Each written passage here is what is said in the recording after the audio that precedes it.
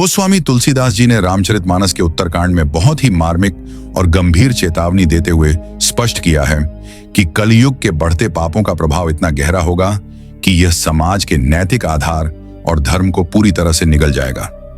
उनके अनुसार जैसे जैसे समय बीतेगा, पवित्र सद्ग्रंथ और वास्तविक आध्यात्मिक ज्ञान दुनिया से ओझल होता जाएगा और उनकी जगह पाखंडी और दंभी लोग ले लेंगे, जो अपनी संकुचित बुद्धि और स्वार्थ के अनुसार मन गढ़ंत धारणाएं बनाएंगे और समाज को भ्रमित करने के लिए अनेक नए पंथों और संप्रदायों को जन्म देंगे।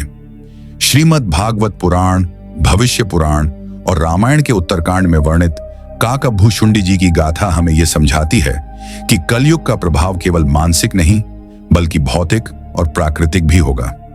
हजारों वर्ष पूर्व शुकदेव जी ने परीक्षित को जो भविष्यवाणियां सुनाई थीं, वे आज अक्षरशः सच होती दिख रही हैं, जिससे यह स्पष्ट होता है कि आने वाला समय मानवता के लिए अत्यंत चुनौतीपूर्ण होने वाला है।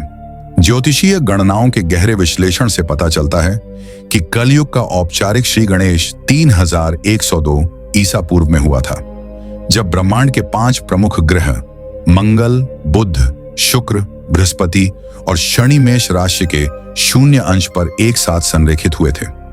यद्यपि हम आज के युग में अधर्म की पराकाष्ठा देख रहे हैं, लेकिन पौराणिक कालक्रम के अनुसार अभी कलयुग का केवल प्रथम चरण ही व्यतीत हो रहा है। काल के सूक्ष्म गणित को समझें तो देवताओं का एक दिन मनुष्यों के एक पूरे वर्ष के बराबर होता है और देवताओं के 30 वर्ष मनुष्यों के 30 वर्षों के बराबर नहीं, बल्कि एक बहुत लंबी अवधि के समान होते हैं। कलयुग की कुल आयु 1200 दिव्य वर्ष निर्धारित की गई है, जिसे यदि हम मानव गणना में बदलें तो यह 4,32,000 वर्षों का एक विशाल कालखंड बनता है। यह युग अन्य सभी युगों जैसे सत्य युग, त्रेता और द्वापर की तुलना में सबसे छोटा है, फिर भी इसका प्रभाव सबसे अधिक विनाशकारी बताया गया है। जब कलयुग अपने अंतिम चरण में प्रवेश करेगा, तब प्रकृति और मानव शरीर का पतन अपनी चरम सीमा पर होगा। ब्रह्मवैवर्त पुराण के अनुसार इंसानी शरीर की बनावट और जीवन शक्ति इतनी क्षीण हो जाएगी कि मनुष्य की औसत आयु घटकर मात्र 20 वर्ष रह जाएगी। ये कल्पना करना भी डरावना है कि जीवन चक्र इतना तेज हो जाएगा कि मात्र 5 वर्ष की छोटी उम्र में स्त्रियां शारीरिक रूप से परिपक्व होकर गर्भवती होने लगेंगी। 16 वर्ष की आयु तक आते आते मनुष्य पूरी तरह से झुर्रियों से भरा और वृद्ध दिखाई देने लगेगा और 20 वर्ष की दहलीज लांघते ही उसकी मृत्यु निश्चित हो जाएगी। कलयुग के क्रूर प्रभाव से प्राणियों का कद बहुत छोटा हो जाएगा। वे शारीरिक रूप से अत्यंत दुर्बल और असाध्य रोगों की जन्मस्थली बन जाएंगे। भगवान कल्कि के अवतरण के समय तक समाज की संरचना पूरी तरह बिखर चुकी होगी और लोग अपने कुल, संस्कार और मर्यादाओं को भूलकर केवल इंद्रिय सुखों के पीछे भागेंगे। प्रकृति भी इस अधर्म का साथ देगी और अपना पोषण रोक लेगी। धरती की उपजाऊ शक्ति पूरी तरह समाप्त हो जाएगी। खेतों में अन्न का एक दाना नहीं उगेगा। पेड़ों पर न तो फूल आएंगे और न ही फल लगेंगे और धीरे धीरे वनस्पति जगत विलुप्त होने की कगार पर पहुंच जाएगा। गौ माता, जिन्हें हम पूजते हैं, वे आकार में बकरियों जैसी छोटी हो जाएंगी और दूध देना लगभग बंद कर देंगी। मनुष्यों का स्वभाव इतना हिंसक और कड़वा हो जाएगा कि प्रेम और करुणा जैसी भावनाएं केवल कहानियों तक सीमित रह जाएंगी। स्त्रियां अपने पतिव्रता धर्म को त्याग कर केवल धन और शक्ति का सम्मान करेंगी और परिवार की आज्ञा या बड़ों का सम्मान पूरी तरह समाप्त हो जाएगा।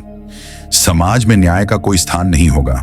जिसके पास लाठी होगी उसी की भैंस होगी, अर्थात शक्तिशाली लोग निर्बलों का शोषण करेंगे और मानवता का पूरी तरह से लोप हो जाएगा।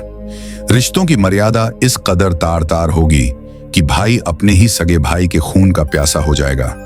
एक हाथ दूसरे हाथ को लूटने का मौका नहीं छोड़ेगा और पिता पुत्र के पवित्र रिश्ते में हत्या और विश्वासघात का जहर घुल जाएगा। लोग अपनी झूठी प्रशंसा और अहंकार की संतुष्टि के लिए बड़ी बड़ी बातें बनाएंगे, लेकिन समाज में अनैतिकता और बुरे चरित्र वाले लोगों को ही उच्च स्थान प्राप्त होगा। साहित्य और कला भी दूषित हो जाएगी। लोगों को केवल वही बातें और शब्द पसंद आएंगे जो कामुकता, हिंसा और अधर्म को बढ़ावा देते हों। सत्य, पवित्रता, क्षमा, दया और याददाश्त जैसी दिव्य शक्तियां मनुष्यों से छीन ली जाएंगी। इस युग के अंत में प्रकृति का तांडव देखने को मिलेगा। महाभारत के वन पर्व के अनुसार सूर्य का ताप इतना प्रचंड हो जाएगा कि उसकी गर्मी से पृथ्वी के सातों समुद्र और सभी नदियां सूखकर रेगिस्तान बन जाएंगी। समतर्क नाम की प्रलयंकारी अग्नि पूरी धरती को भस्म करने लगेगी और फिर भीषण तूफानों और भूकंपों का सिलसिला शुरू होगा, जिससे बचने के लिए लोग आलीशान मकानों के बजाय जमीन में गड्ढे खोदकर रहने को मजबूर होंगे, क्योंकि धरती की सतह का उपजाऊ हिस्सा कई फीट नीचे तक नष्ट हो चुका होगा। अंत में वर्षों तक चले सूखे के बाद आकाश से मूसलाधार और मोटी धाराओं वाली बारिश होगी, जो पूरी पृथ्वी को जलमग्न कर देगी।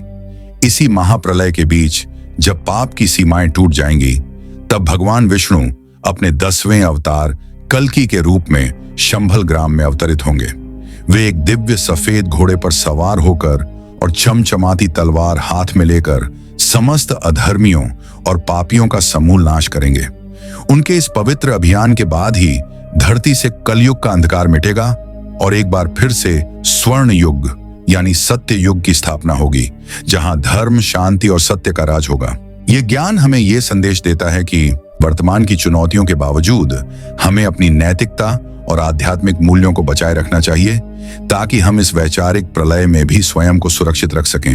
आपको क्या लगता है, क्या हम कलयुग के अंतिम चरण की ओर बढ़ रहे हैं?